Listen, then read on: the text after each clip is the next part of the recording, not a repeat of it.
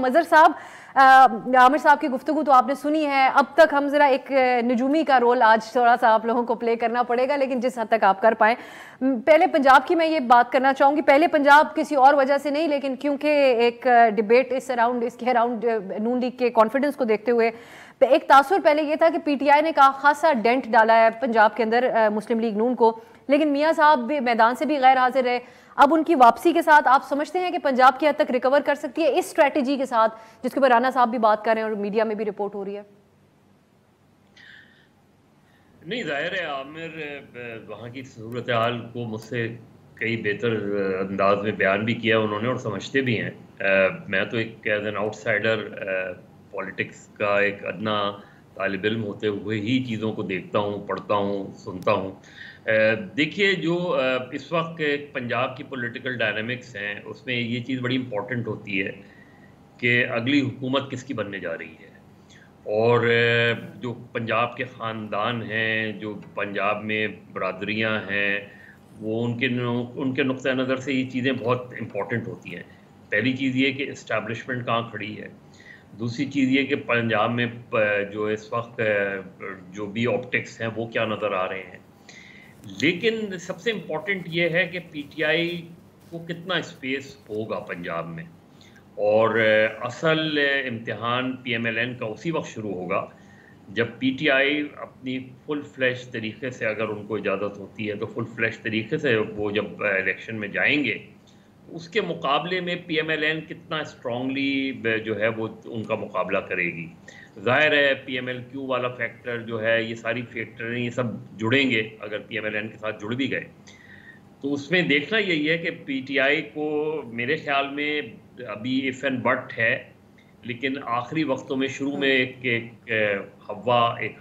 Situation ऐसी खड़ी की जा रही है, कट टू साइज वाली सूरत हाल सब बन रही है। लेकिन आखिरी एक महीने में मुझे लगता ही है कि पीटीआई को स्पेस मिलेगा, और जब पीटीआई को वो स्पेस मिलेगा तो उनका वोटर किस तरीके से निकल कर आता है, उनके पास ऑर्गेनाइजेशनल कैपेसिटी कितनी नज़र आती है, कितनी होगी। क्योंकि कैंडिडेट्स वहाँ इशू नहीं होगा। इशू ये होगा कि बल्ले के निशान को वोट दो।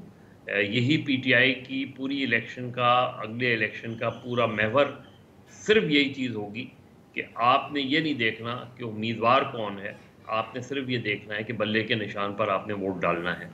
अब उसके लिए वोटर कैसे निकलेगा, कैंडिडेट्स कौन होंगे, उससे हो सकता है कि लाहौर में आपको बहुत से अननोन कैंडिडेट्स नज़र आएँ पीटीआई के, आपको पंजाब के अंदर बहुत से अननोन कैंडिडेट्स नज़र आएँ जिनका कोई शायद उस तरह का बैकग्राउंड नहीं हो। आपको यूथ नज़र आएगी, आपको लॉयर्स नज़र आएंगे, आपको वुमेन नज़र आएंगी जिनको टिकट्स मिल सकते हैं पीटीआई के।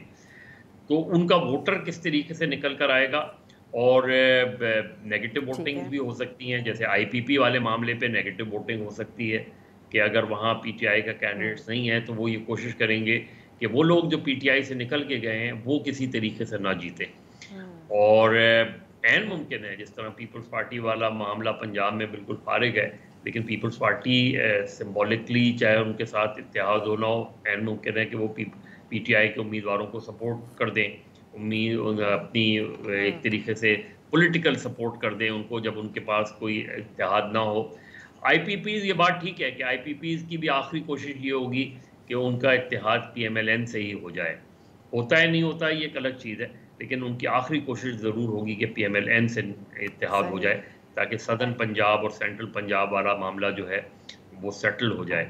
लेकिन इस वक्त पंजाब में ज़ाहिर है इस वक्त तो एक ओपन फील्ड से मुराद ये कि इस वक्त एक ही फील्ड है, उसमें मियां नवाज शरीफ उतरे हुए हैं, बाकी साइड के लोग हैं। अब पीटीआई का इम्तिहान होगा 19 तारीख को, उनको पहली इजाज़त मिली है कॉर्नर मीटिंग की, देखते हैं वो किस तरीके से उसको टैकल करते हैं।